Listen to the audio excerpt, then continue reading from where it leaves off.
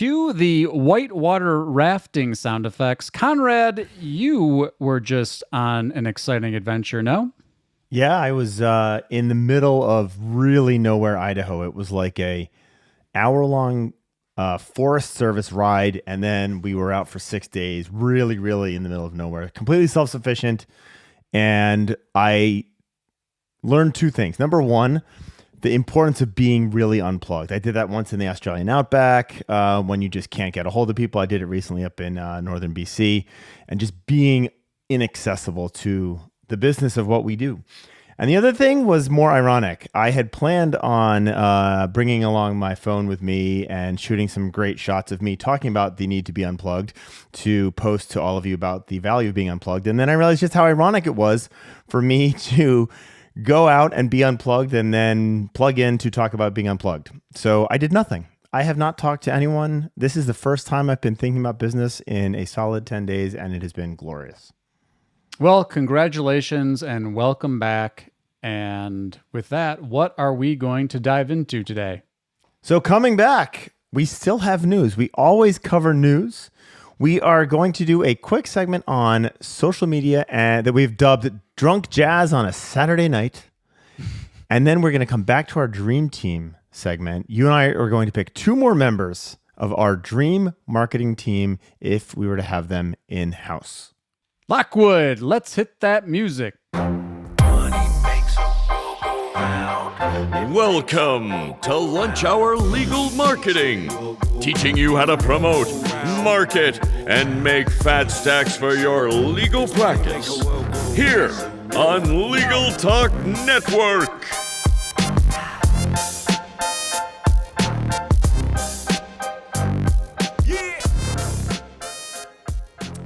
Guy, while I was out gallivanting in the middle of central Idaho, lots of stuff. I had to come back and ask you what's going on. So what's happened? What did I miss? Bring everyone up to speed. Oh my goodness, Conrad. There's a new social media app. Only one. Threads, the Twitter killer. All these apps are killing each other.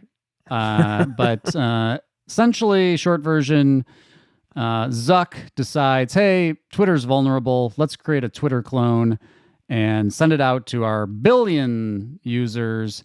And they're at 100 million users for this new Threads app. So I believe they beat ChatGPT to 100 million users, or at least to 10 million users. I don't know if ChatGPT has 100 million users. Anyway, Threads is the new hotness social media hype thingamabobadoodle to go post on. We'll see. And you too can be an expert on Threads by jumping on the bandwagon now, like all the other digital marketers, and talking about how you were there before everyone else. All right. The complete ultimate guide to using Threads 2 weeks before Threads is downloadable. All right. To keep our cynicism somewhat at bay, Google Business Profile. Google removed call tracking. Guy, tell me what's going on here. This, as a data-driven or at least data-informed person, this gives me the willies. What's going on? Yeah, so let's be clear. You can still use a call tracking number in Google Business Profiles, but their native is essentially a mobile click-to-call, from my view. They've removed that feature, which was a mess anyway, and it was routing. It had problems routing numbers, and the reporting was off, and so I think they kind of threw their hands up or are rethinking that in general, from what I can read. But I think something to be mindful of, and we'll see if this has any other impact on business profiles more largely. But if you're listening to this and you've been looking at your call tracking on the native Google Business Profile dashboard, you might be surprised to see that it has vanished. And that's not a bug. That's a feature. That's not a bug. That's a feature. This feature brought to you by our good friends at CallRail. If you do not have data on Google Business Profiles and you do not have a CallRail account, now is time to rethink your previous mistakes. Finally, before I left, Guy, I think it was about 24 hours before I left, LinkedIn had a massive algorithm update. And what we saw, this was actually the inspiration for one of the segments coming up regarding social media being algorithmically driven, but there was a huge swing in the reach that people were receiving through their posts on LinkedIn. And this is a zero-sum game. Some people are getting a lot more, and some people are getting crushed. And so if you have found that your LinkedIn reach has changed dramatically, it is not because you should fire or reward your consultant, your agency, or the 18-year-old that you pay as an intern to do all of your socials. It is because LinkedIn has shaken the snow globe. Reach Apocalypse Part 2. And, it just dawned on me, but we're actually, the other solution to this is don't put all your eggs in the organic basket, whether that's search or social. And hence why an advertising machine is so critical to your dream team. Let's take a break. So the big thing right before I left on my whitewater vacation was a huge change in the LinkedIn algorithm, which was not brought about by an announcement from anyone. It was really brought about, the knowledge of this was brought about by all these LinkedIn users watching their data go haywire. And I think one of the interesting things that we think about, Guy, so frequently is SEO being algorithmically driven. And I think for some reason, the notion that social media is algorithmically driven seems to have missed our collective conscience. It seems to be, we just want to go viral, and that's just the thing that happens. But it's really a math formula, right? I think that's often missed among, frankly, lawyers, which is fair, but digital marketers, which is not fair, right? Like, this is your one job, guys. Yes. Okay. So what do we do about that, Guy? How do you think about social when it comes to measurement, when you're dealing with an algorithm? Why did we call this drunk jazz on a Saturday night? What do we do with this stuff? Well, part of the reason we wanted to talk about this is this idea of like, it reframes how you think about it. And I think it's, I think the algorithm, there's no doubt. I mean, it's the risk of stating the obvious. We all know that algorithms dictate what's in the feeds.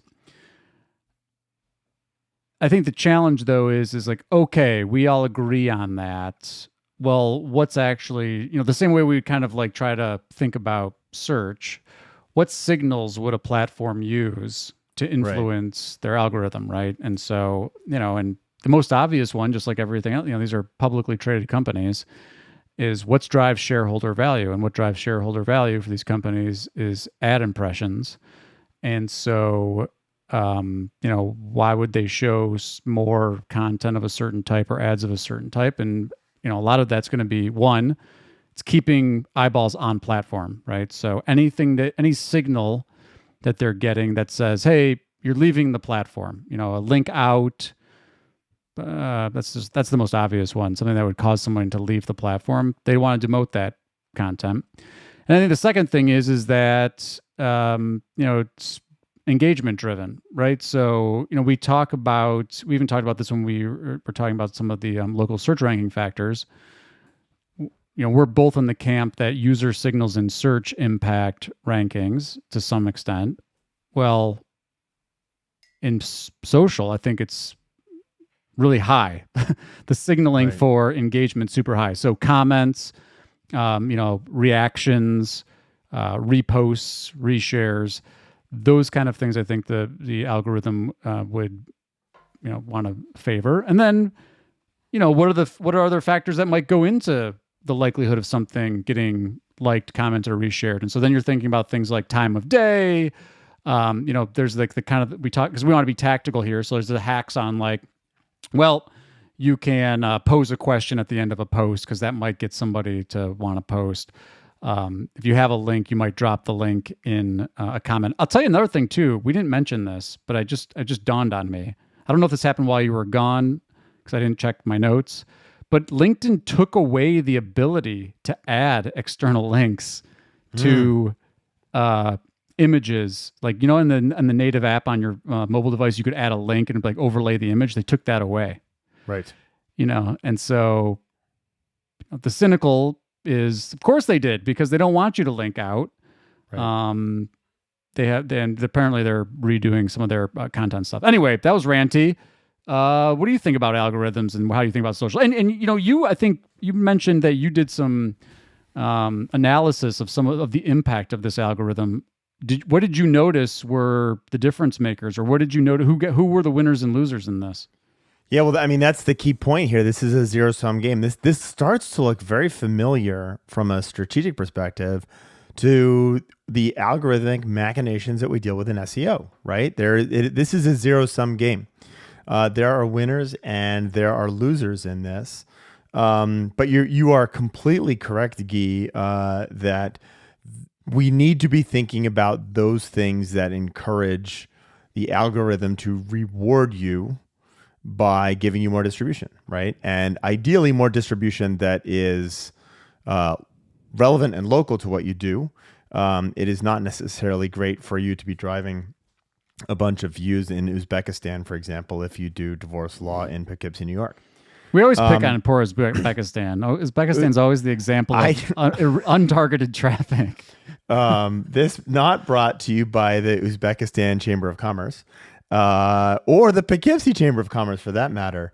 I use Poughkeepsie just because it just seems such like the random city that lots of people have heard about, but no one could actually find. It's a fun word to say too, isn't it? Poughkeepsie. Poughkeepsie.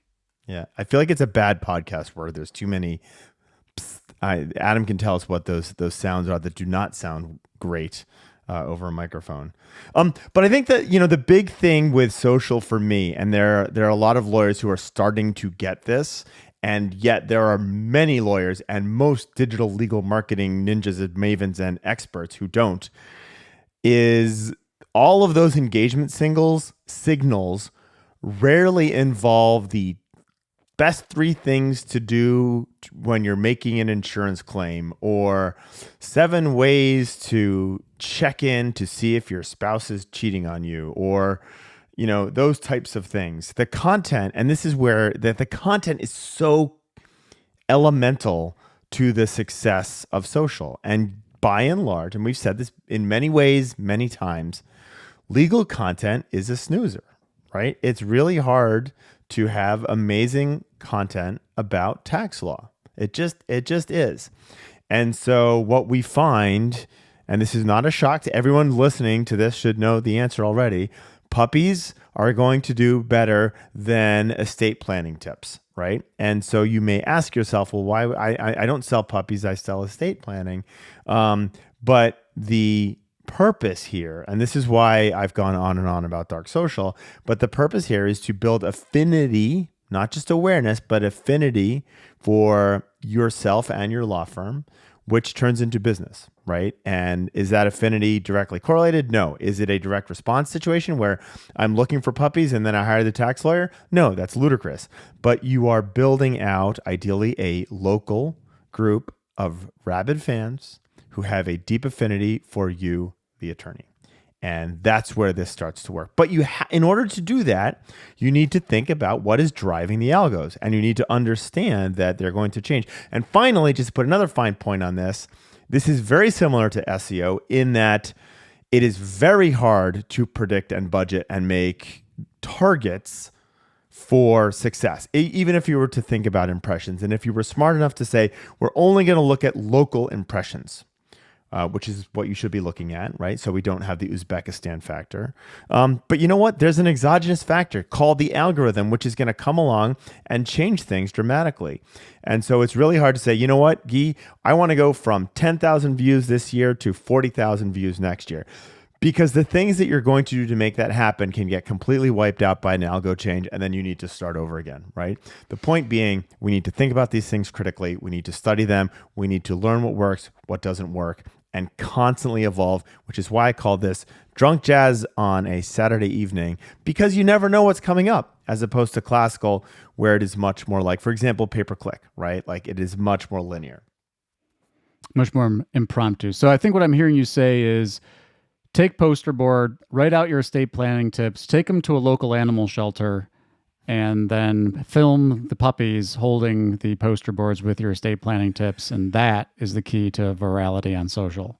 Listen, almost a sarcastic approach on this, but like, think about doing something like that instead of like you sitting there in your red tie and your mahogany desk reading out the 10 things to do for estate planning law, right? Like you throw a puppy or a kitten or a turtle on there, you will do better. I can't guarantee it, but it would be an interesting test. And these are the things, this is where you can get testy with this stuff. This is where you can start experimenting with stuff. This is where you can get feedback right back. And so like Guy's ridiculous suggestion here, it's something that we could try, right? And you can keep trying because this is a constant, like we're putting out content all the time. So you could try that and see what happens.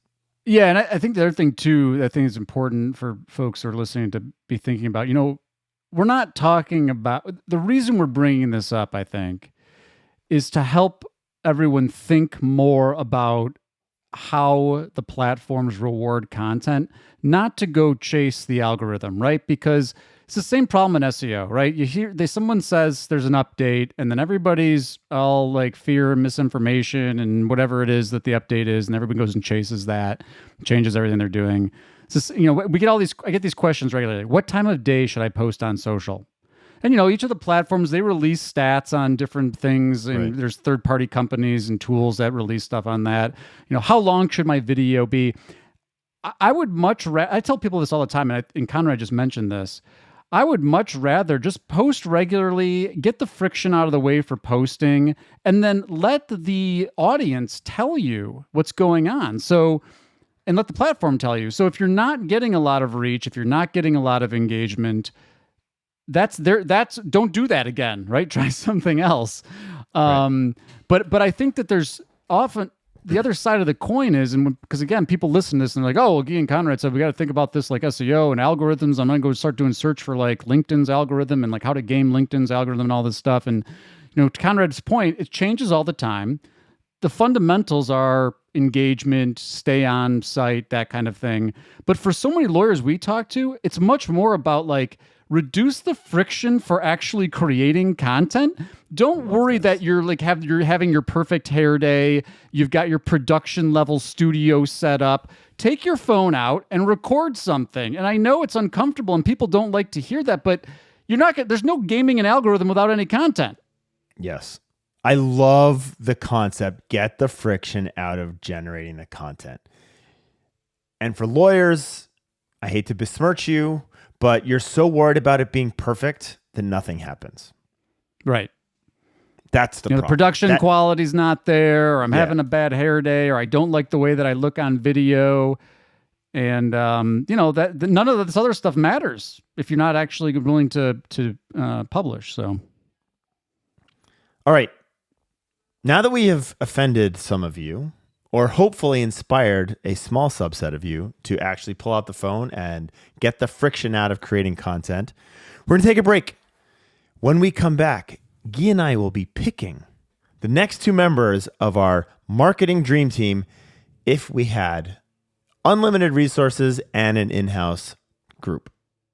And we're back, and we're picking back up on our marketing is a team sport, building your marketing dream team conversation with two more roles that you must have on your law firm's marketing team. Conrad, what role must you have on your marketing dream team? So on my marketing dream team, I used to call this the pay-per-click machine, but I now call it the advertising machine because there's a lot more than just pay-per-click to think about. Although a huge volume of business still goes with this. My take on the advertising is multifaceted. Number one, it's expensive. Okay, so just accept that it's expensive. Number two, a very large portion of business goes through advertising, right? It happens. This is direct response advertising. People are looking for an X. I'm going to search for an X. I'm going to buy an X. And that is happening right now. If you ignore this because it is so expensive, you are by definition constraining the size of your market, right? And so that becomes really important. But the reason I use the word machine is because you really need volume and efficiency to be very good at this.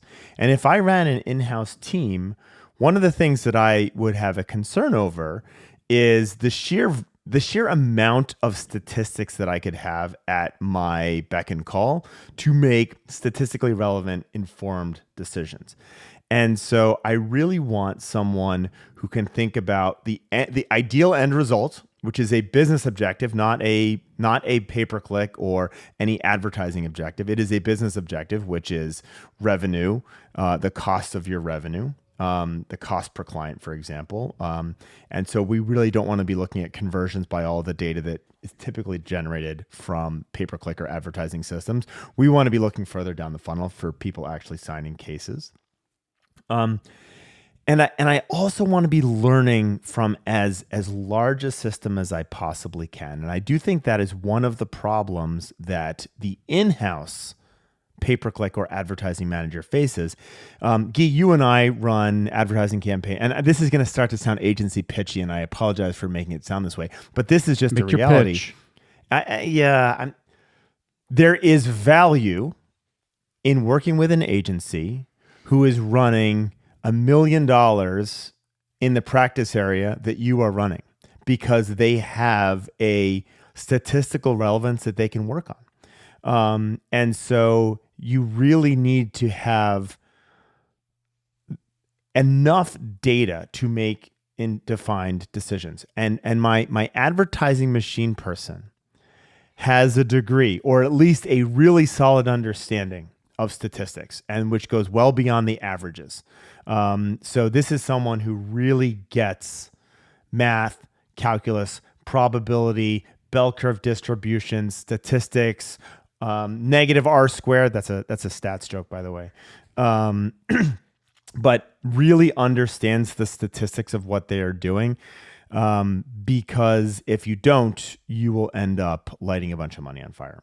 So I want a math-oriented machine that can learn how to do A/B tests at statistically relevant levels within my own firm. So I also need to have enough of a spend to enable that to happen. Otherwise, we're probably lighting a bunch of money on fire.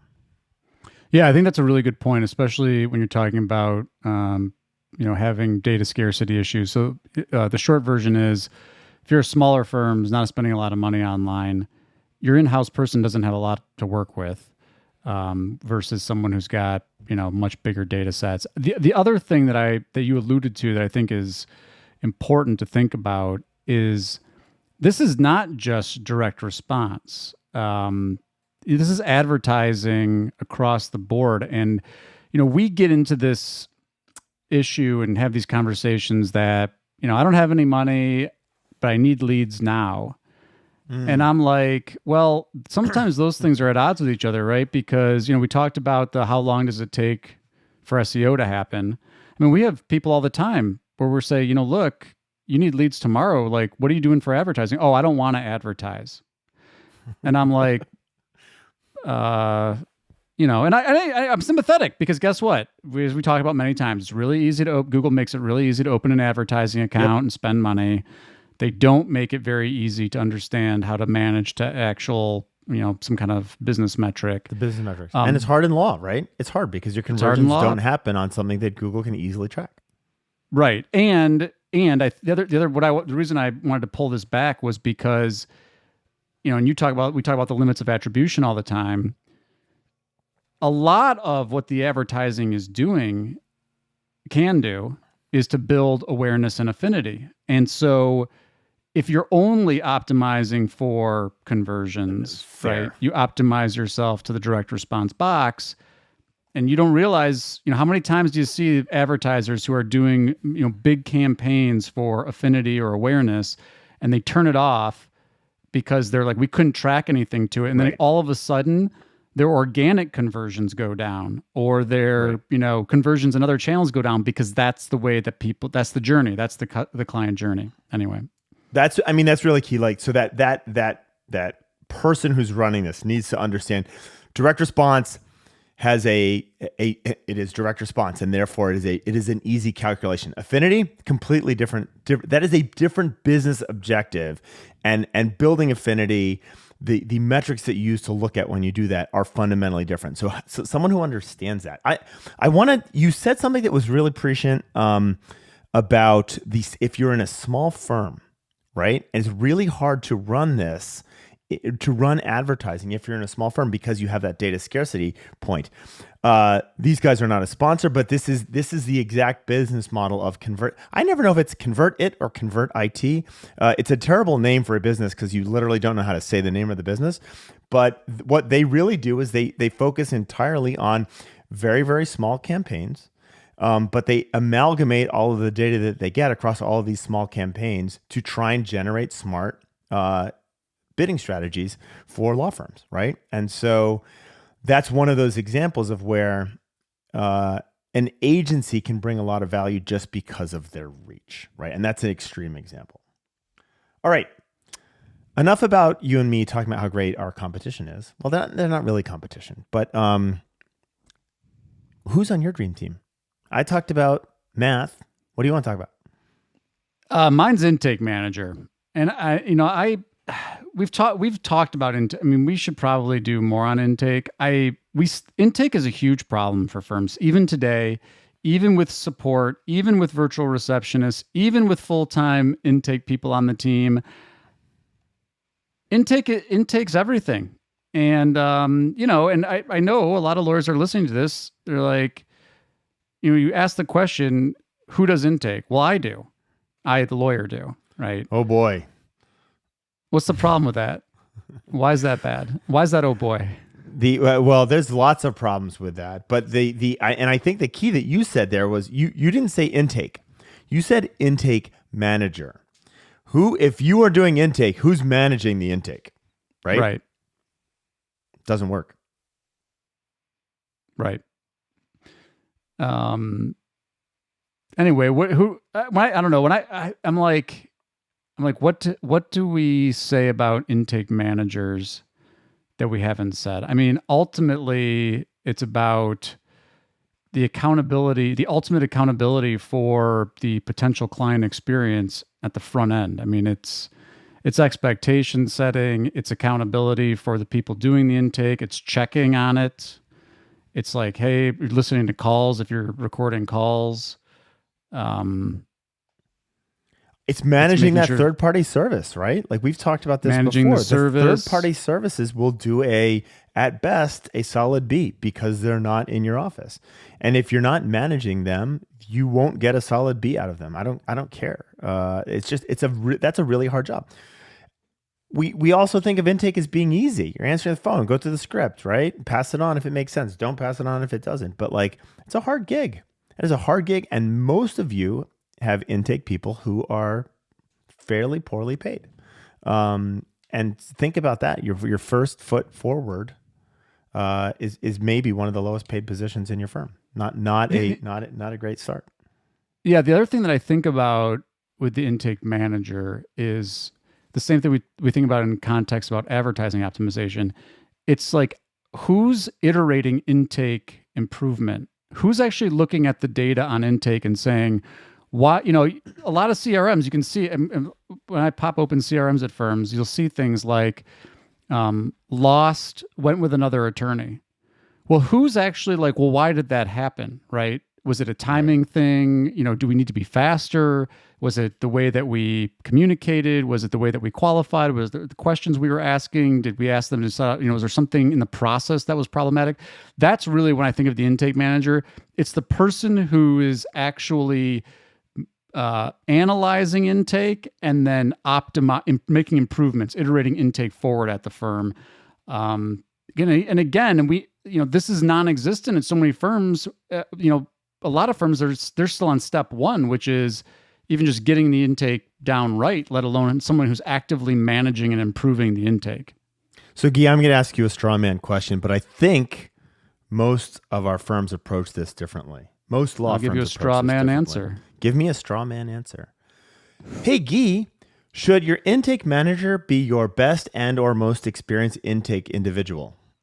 No, I mean, it's different skill set, I think. I mean, executing, you can have all of the soft skills that are typically associated with doing excellent intake and not have the analytical skills to say, oh, there's where we have the bottleneck. So could it be the same person? I suppose. But to me, it's like, and the other thing you got to think about resource wise is, don't you want your best intake person on the phone doing intake, not behind the scenes managing intake? So, now you just created, I don't know.